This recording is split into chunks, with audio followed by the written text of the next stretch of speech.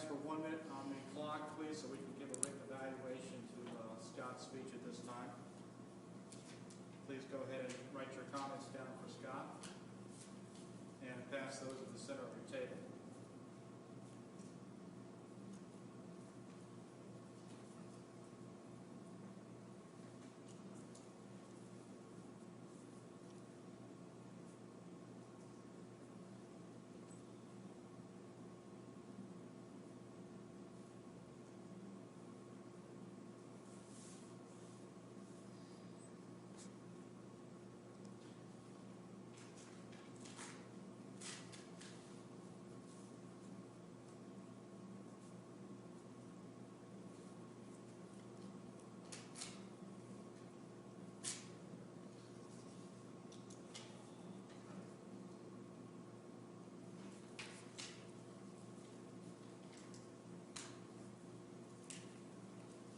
Thank you, Sonia.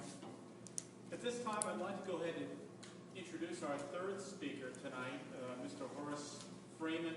If you were not advised, this weekend Horace delivered a radio announcement on the radio. We'd like to share an excerpt for that speech. His speech title is "Leave Them with a Smile," speaking from Advanced Communicator Series, humorously topic. Horace's objective tonight for his speech will be to prepare a serious speech that opens and closes with humorous stories, prepare a closing story that emphasizes the speech's main point, and finally deliver the speech smoothly and effectively. Would you please at this time welcome with me Mr. Horace Freeman.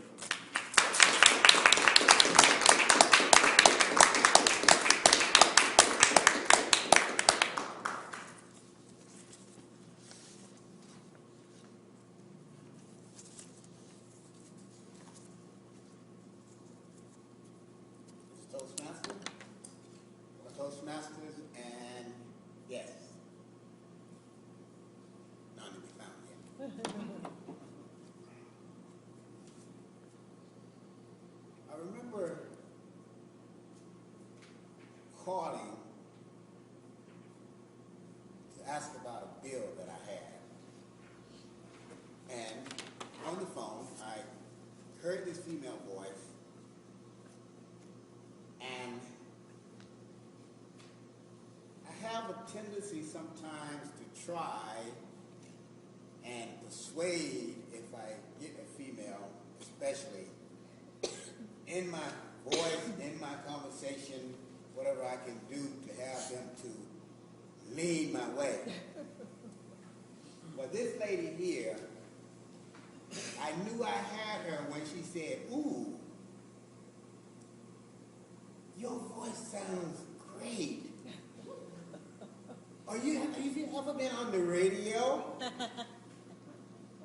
And I knew, yeah, okay.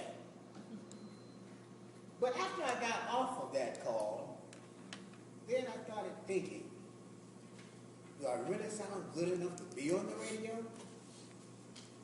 And if so, could I have a Barry White effect? Now that would be great.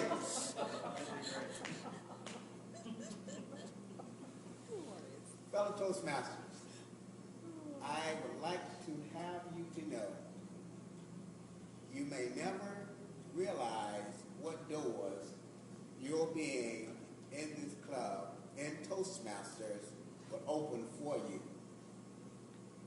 So just don't be thinking that you're just going to be giving speeches here and not realize that someone may approach you and say, "Hey, how about being on the radio?" Or perhaps even, who knows, how about being on television? So you have to understand what you're a part of. And I realized that today, when I had an opportunity, invited by a fellow Toastmaster that is actually using the skills and the knowledge that he has developed in Toastmasters to be a host of a radio show, Jared Powers. And Jared approached me and asked me about being on the radio. And of course, I said, sure.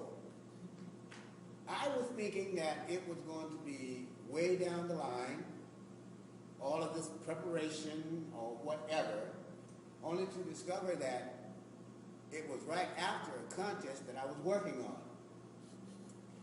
When I gave the speech that I gave for the contest, it was a speech that was a part of me. It was something that I wanted to give out and to share. Now, I believe that God opened the door, that he put, first of all, that unction within me to give that speech. And then opened the door so that it could be shared with others.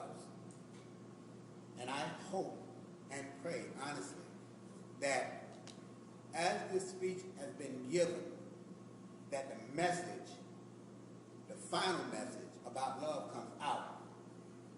So, here I am today, sitting in the studio on the radio. And it was very interesting. First of all, because as you're sitting there, these thoughts go through your head. Am I in the right place? Should I really have done this? No, I'm not the person. I'm not the one. But it's too late to back out. And therefore, I had to go forth. It was a unique experience in that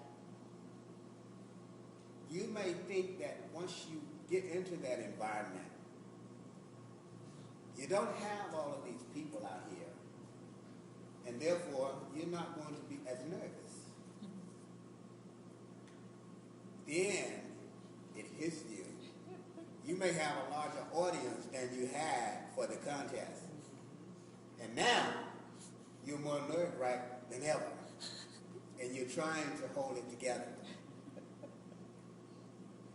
So, as we sat there, and as we began to go through the different formats that they have, and it grew closer and closer, that nervousness, that fear began to settle in. So finally, we had the last commercial before it was my turn. And Jared was trying to explain some things and go over some things with me. And when he came back, he said his little spiel. I'm sitting there and making sure that I'm ready. And he says, he points. And now, I'm like a deer in them headlights.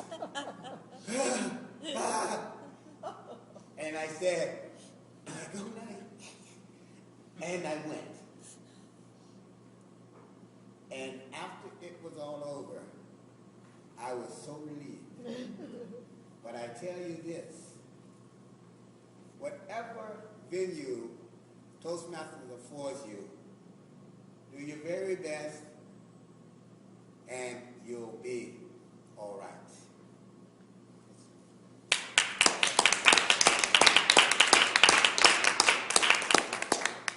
Thank you, Horace. It was very inspiring to never forget the opportunities we have here in Toastmasters.